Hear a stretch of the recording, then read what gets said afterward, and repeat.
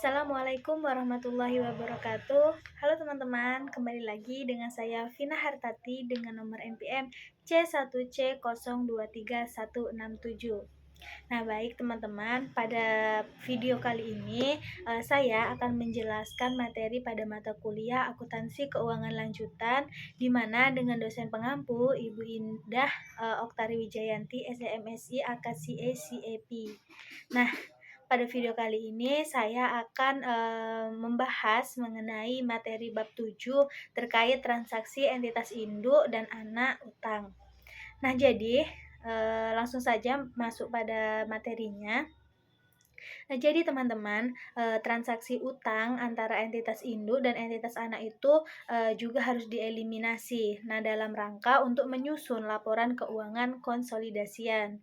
Nah, pinjaman yang diperoleh entitas anak dari entitas induknya itu akan mengakibatkan entitas anak akan mencatat adanya utang.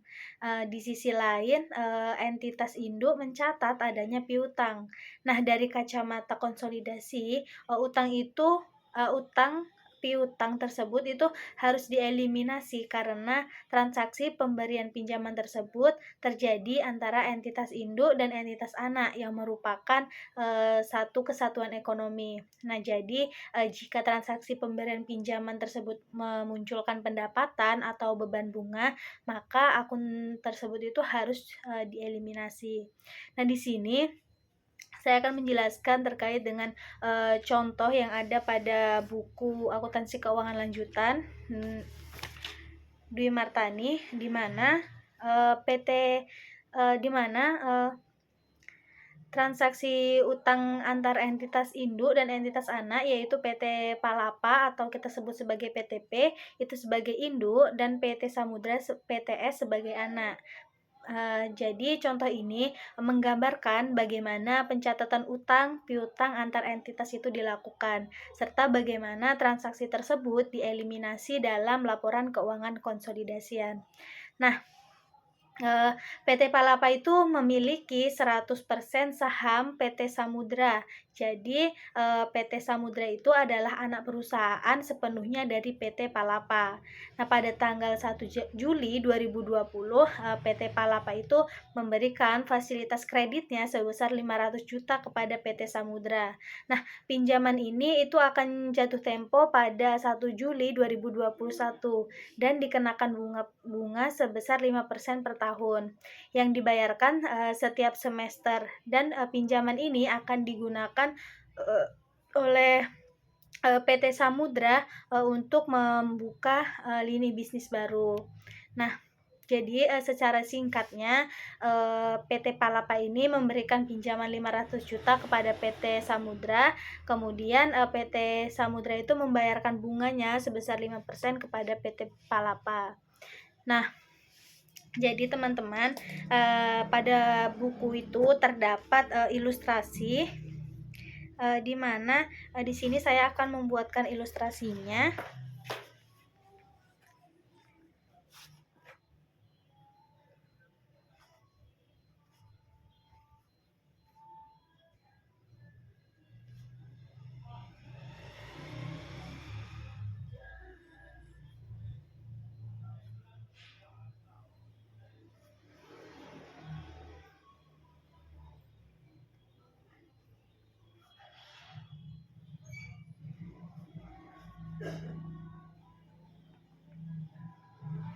Bentar ya teman-teman, saya membuatkan ilustrasinya terlebih dahulu.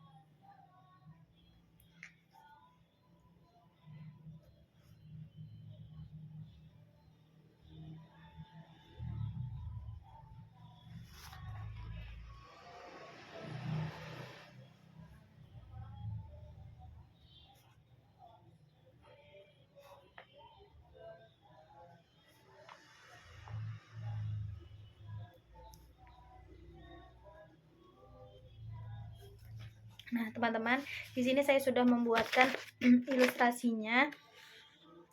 Nah, di mana di sini PT Palapa itu, atau kita sebut saja sebagai PTP, itu memberikan uangnya atau memberikan kreditnya kepada PTS sebesar 500 juta. Nah, karena jadi untuk perhitungan bunganya itu di mana 500 juta ini dikalikan dengan 5% dan dengan 6 bulan.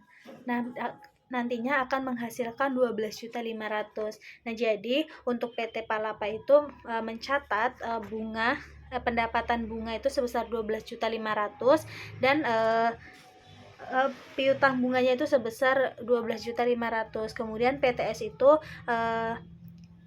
mencatat beban bunga sebesar 12.500.000 dan utang bunganya sebesar 12.500.000. Nah, jadi selanjutnya itu untuk jurnal pada tanggal 1 Juli 2020 itu di mana untuk mencatat pemberian fasilitas kepada PTS itu piutang pada kas itu sebesar 500 juta. Di mana ini nih PT Palapa mencatat pemberian pinjamannya.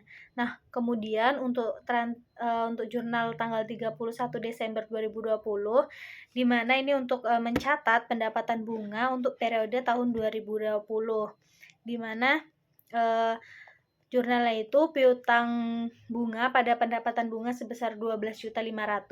Nah, 12.500.000 ini perhitungan dari selama 6 bulan itu bunga 5% dikalikan dengan 6 bulan dikalikan dengan 500 juta sehingga menghasilkan 12.500.000. Kemudian untuk pencatatan PTS itu terkait dengan fasilitas kredit yang diperoleh oleh PTP itu pada tanggal 1 Januari 2020 itu PT Samudra menerima kas dari pinjaman PT tersebut itu sehingga jurnalnya kas pada utang itu sebesar 500 juta.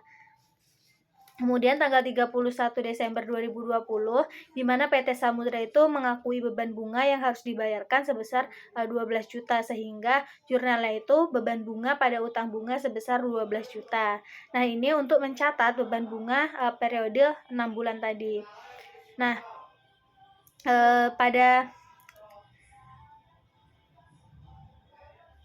kemudian pada akhir tahun 2020 posisi akun masing-masing perusahaannya itu yaitu PTP itu piutang sebesar 500 juta, kemudian piutang bunganya itu sebesar 12.500.000 dan pendapatan bunganya sebesar 12.500.000. Nah, untuk PT Samudra itu atau PTP itu utangnya sebesar 500 juta, utang bunganya 12.500.000 dan beban bunganya 12.500.000. Nah, karena transaksi ini terjadi antar entitas dalam suatu grup, yaitu entitas induk dan juga entitas anak, maka harus dieliminasi saat laporan konsolidasi itu disusun. Nah, kenapa sih? Karena dari sudut pandang grup itu tidak ada transaksi nyata dengan pihak eksternal. Grup ini tidak benar-benar meminjam uang dari pihak luar, hanya memindahkan dana di dalam kelompoknya itu sendiri. Nah, untuk jurnal eliminasi yang dibuat pada konsolidasinya itu utang sebesar 500 juta, utang bunga sebesar 12.500.000, kemudian beban bunga sebesar 12.500.000 dan piutang itu sebesar 500 juta, piutang bunga pada kredit ya ini 12.500.000, pendapatan bunganya itu sebesar 12.500.000. Nah, setelah eliminasi ini saldo utang, piutang, dan bunga antar perusahaan itu menjadi 0 di laporan keuangan konsolidasian.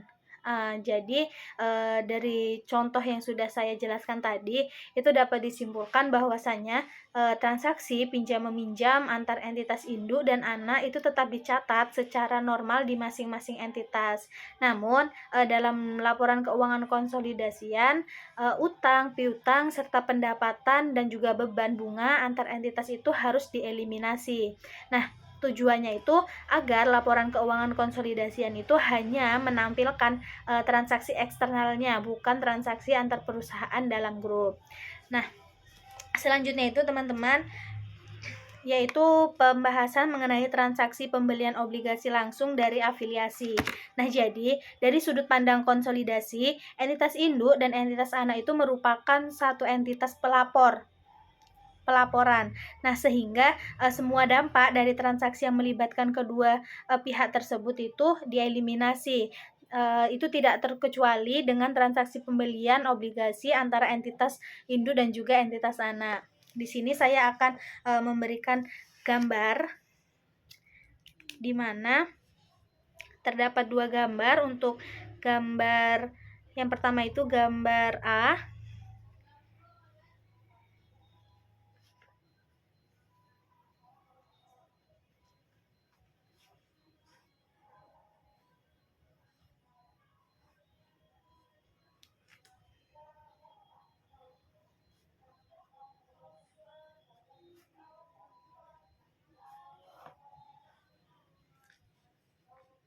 dan juga ada gambar B.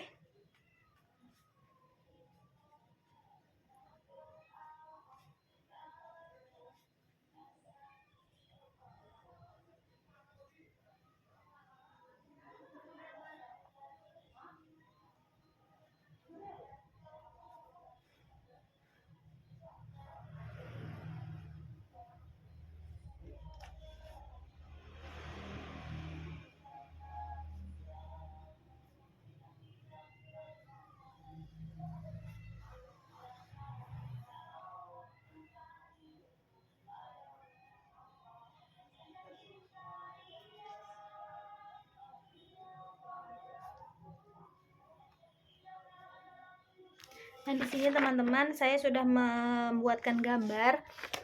Nah, jadi gambar di sini, gambar A ini gambar ini merupakan transaksi jual beli obligasi di mana untuk gambar A ini terkait entitas induk dan juga entitas anak itu dapat terlibat jual beli itu secara langsung.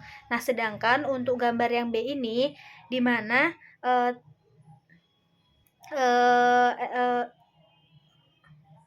pembelian obligasi entitas anak itu dilakukan secara tidak langsung, yaitu melalui pihak non afiliasi.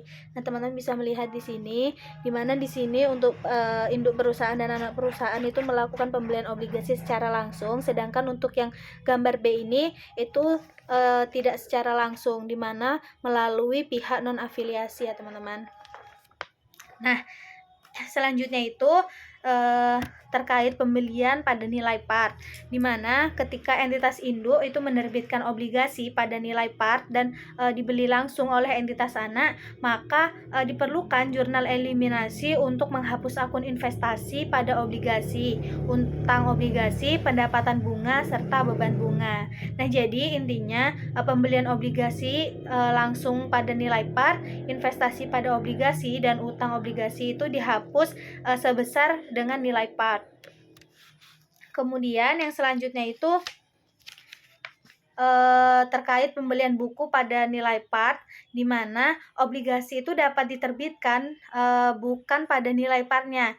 Hal ini terjadi pada saat komponen obligasi itu berbeda dengan tingkat bunga pasar. Nah, ketika kupon obligasi lebih rendah dibandingkan dengan tingkat bunga pasar, maka obligasi itu diterbitkan pada nilai diskon, sehingga pada saat kupon obligasi itu lebih tinggi dibandingkan tingkat bunga pasar, maka terdapat premium atas penerbitan obligasi tersebut. Nah, ketika obligasi tersebut diterbitkan bukan pada nilai par, maka diskon atau premium yang muncul dari penerbitan obligasi tersebut itu juga harus dieliminasi. Nah, jadi intinya pembelian obligasi langsung bukan nilai par, jurnal eliminasi menghapus akun investasi pada obligasi, utang obligasi, dan premium atau obligasi yang belum diamortisasi. Nah, selanjutnya